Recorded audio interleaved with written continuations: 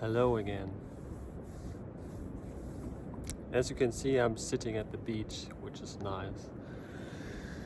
But I'm still planning to walk quite far today, so I shouldn't relax for too long. But due to the fact that I haven't made the video at the beach until now, I thought it's a good place. And I've come down here. The Camino goes that way, but I came down here because I don't want other pilgrims to stop and see me here. So, because by now you know so many pilgrims, you see each other in this hostels every night, and with some you make friends, some you don't want to see them again. But especially this one girl, I think 2 videos ago I was telling a story with a girl that I met for breakfast, and I was meeting her all the time, and she was walking faster than me. Then she stopped again, had a break, and I was coming up again to her, and then she overtook me, so she passed me again, and yeah, it was just annoying. It happened at least 7 times during one day, and due to the fact that she's walking more slowly, she's not going so far. And so I was thinking, okay, well, now you have passed her, you're never gonna see her again. But then it turns out she took the bus and she appears, well, actually, in the last video I told the story that there were no beds available anymore in the hostel that I was going to, because it turns out that she took the last one. Yeah, it's really strange. And then the next day I thought, okay, I'm not gonna see her again, because I had to take a taxi to another hostel which was 13 kilometers further, the Camino. So I was thinking, okay, now you're 13 kilometers ahead of her, so you won't see her again. But then suddenly she took the bus again and she appeared again, and she was so happy to see me, and I tried to make a happy face, but well, I didn't really, but I tried not to make a face like no. But yeah, and she always talks to me, she always wants to eat with me. She's really annoying, and so well, everyone's doing his or her best, and yeah, she's just searching for people to talk to. And yeah, but this morning I was hiking along another beach, which was really beautiful, 5 kilometers just along the beach. It was early in the morning, I started pretty early, and I was just enjoying it. And suddenly I look back and she's behind me 20 meters or so. Toby! And yeah, I didn't know, there was no place I could stop and say, well, I'm gonna have tea here, or I just need to buy something, or because it was in the middle of the beach. And so we kept on walking together. I could have said, well, I want to be alone, but I tried not to talk to her. So she was talking all the time, and all I did was okay. And then she started asking me questions, because probably she noticed that I was not so involved in her topics.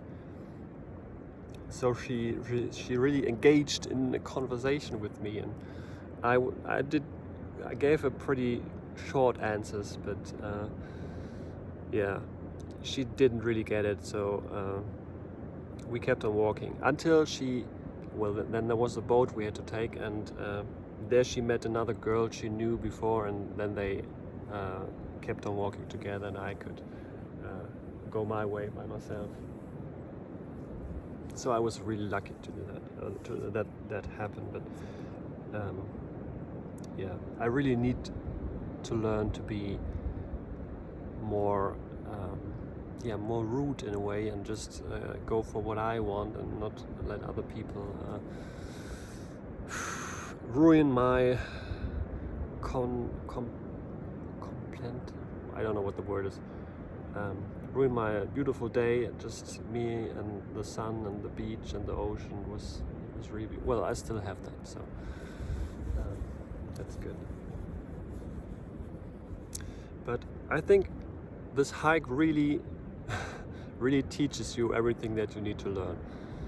And it's just, actually she told me that she came to the conclusion, or to the revelation, that this hike, this journey is just compromised, not compromised, but compressed form of life, that is just 30-40 days where you experience everything that you would experience in life normally. And I would agree that's true. And maybe every day is a year in a life, because yeah, you just do the same over and over again, and until you learn a specific lesson and do it differently. Yeah, and I really think I didn't want to stay in these hostels and sleep with 19 other people in one room, and yeah, there's always someone snoring, and there's way too few bathrooms for everyone, and you have to wait until you can shower, and sometimes there's a tiny little kitchen, and everyone is hungry and wants to make some food there, and then there is not enough dishes, and it's quite stressful. But I do it because I think it's part of the experience, and it's just making things more intense. Because a few days ago I met 2 other German guys. They were hiking with a tent, and because they didn't want to sleep in these hostels, and that was initially my plan too. But they said they now sleep in the hostel because it was raining, and they also felt like they were missing something, because all the pilgrims, they were like a group and everyone knew each other, and they were like always not feeling like they belonged to anyone, and not really making contact. And because it's in these hostels when you really get to know each other, because you're so close and you have to talk to each other and you have to interact, and you have to get along with people you probably would never talk to in normal life. Like I talked to this fat Spanish guy that was already snoring when I arrived at the hostel, and he told me his life story and his divorce, and yeah, you just wouldn't talk to these people normally, and you really, you just can't help it. It's just happening. So I try to be as open as possible, and I feel like the girl's name is Paula. Like she has still a lesson to teach me, and that's why in the 2 videos ago I was thinking, okay, and I told the story that I was actually hiding on the Camino to let this girl pass, to let Paula pass, so that I don't see her again. But I think that doesn't work in real life, and it doesn't work on the Camino. You can't hide from life and from things that are maybe frightening to you, or that maybe there's still a lesson to learn. So now I don't hide. If she approaches me, I let it happen, and if it's too much for me, I will tell her. And maybe I'm just afraid to hurt her feelings, but I remember myself recording a video and calling it be kind and trigger other people. So maybe I just have to trigger her by telling her that I don't want to talk to her, so that she maybe gets the opportunity to work on herself, and to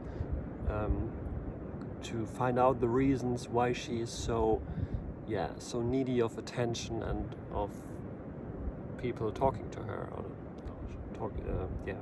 I don't know, but I still have a few days a few weeks to figure that out.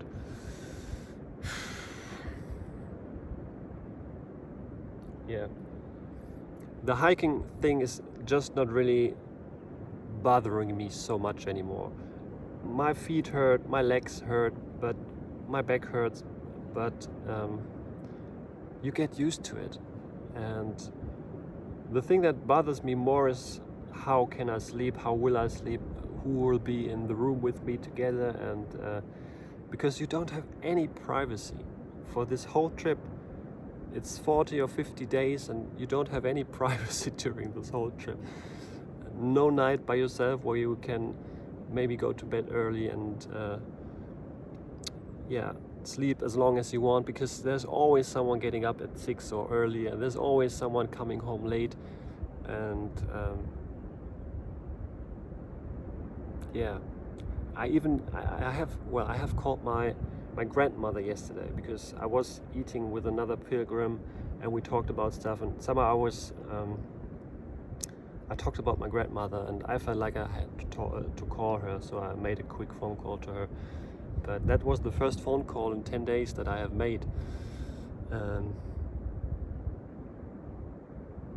Yeah, it's you're like you're living in a parallel world here, and but some people here, the Spanish guys, they know what a pilgrimage is, so they shout out the car Buen Camino. And also in this hostels where you stay, the people are so kind. They give you everything that they can.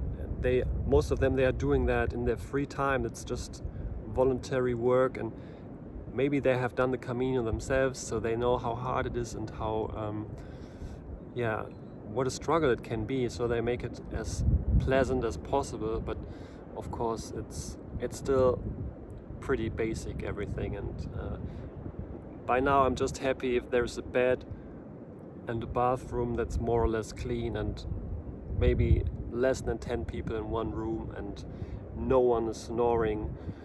That's all I ask for at this point in time. Yeah, but apart from that, in general, I'm feeling pretty good, and I'm glad that I made it this far. And I think I'm gonna reach Santander tomorrow, which is the next big city.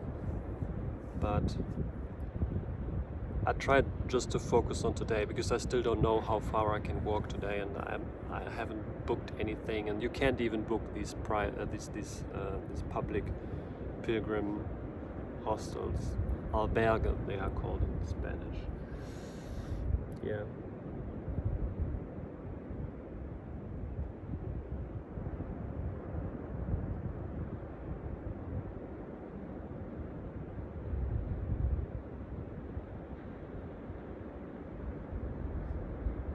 Yeah, when I talked to Paula, she told me that she is doing the hike more or less for fun. But I don't think anyone is doing that really. And I think everyone is searching for someone. You don't do this hike if you're not searching for something. We want answers. We want new ideas, new perspectives, and maybe it's also about spiritual development, but I don't think anyone would do this just for fun. But there are some people who do it for adventure and for sports. They have done all other hikes, so they do the Camino too, because that's just something on the list. But normally I think I only want to do this Camino, and I want to find the answers that I'm looking for. I want to have more clarity in my life, what I really want, and also I want to have the trust to really make it happen and believe that it's possible. And I would say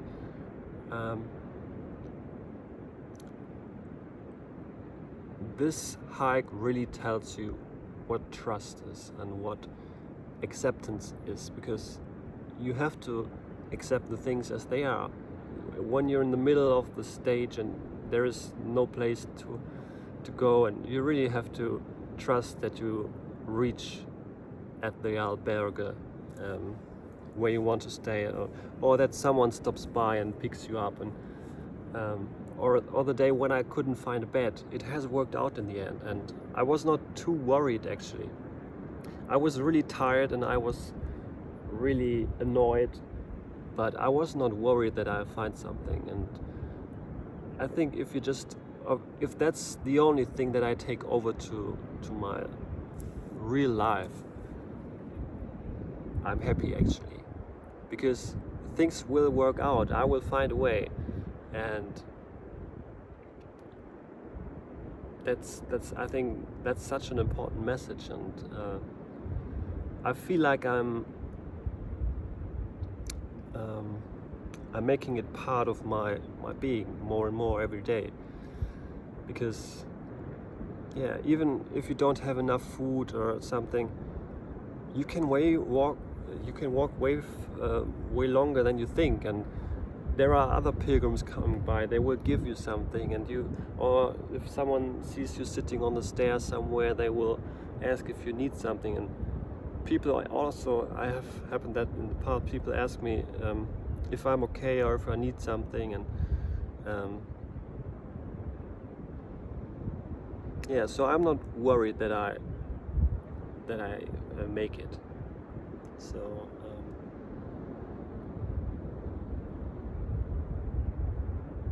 and I think trust is also it's the opposite of fear, I would say.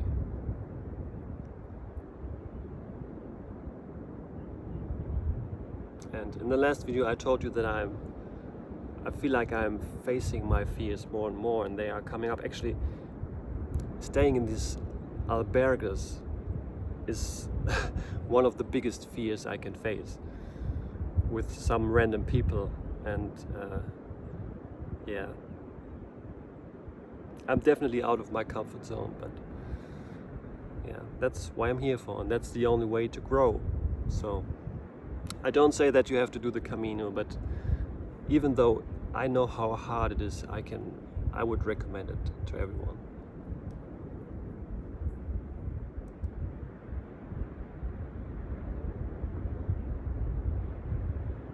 All right, I'm gonna leave it with that. Have a wonderful day, and talk to you soon.